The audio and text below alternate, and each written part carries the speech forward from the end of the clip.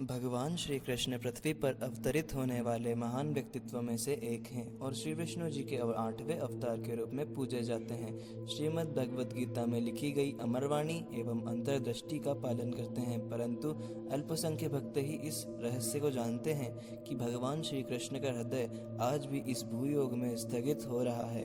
आज हम इस रहस्य को उजागर करने वाले हैं, अतः इस प्रस्तुति को पूरा देखें और देखने के उपरांत कमेंट में लिखें जय श्री कृष्ण। और अगर आप हमारे चैनल पर नए हैं तो सब्सक्राइब जरूर कर लें।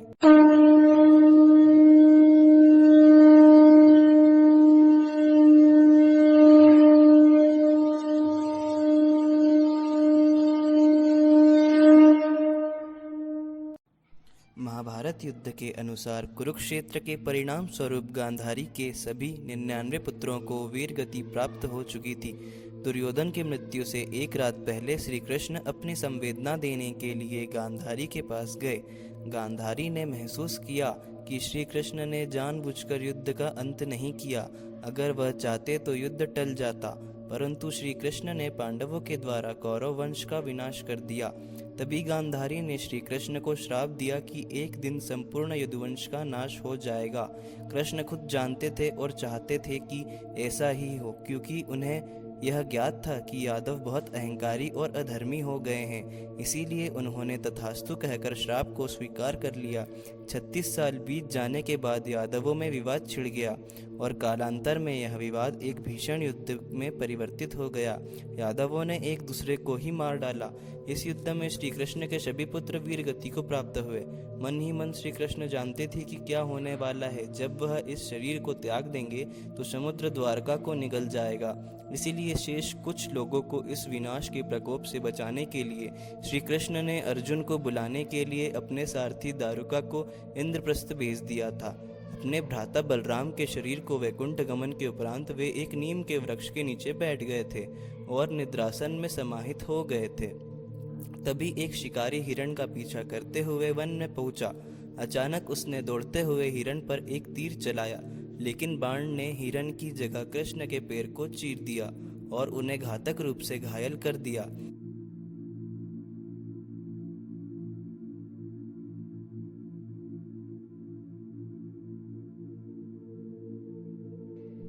अपने इस अपराध का अनुभूति करते हुए जरा ने भगवान श्री कृष्ण से दया की भीख मांगी। श्री कृष्ण मुस्कुराए और जरा से कहा, हे जरा, त्रेता युग में तुम बाली थे और मैं मर्यादा पुरुषोत्तम राम था। तुम मेरे द्वारा छल से मारे गए थे।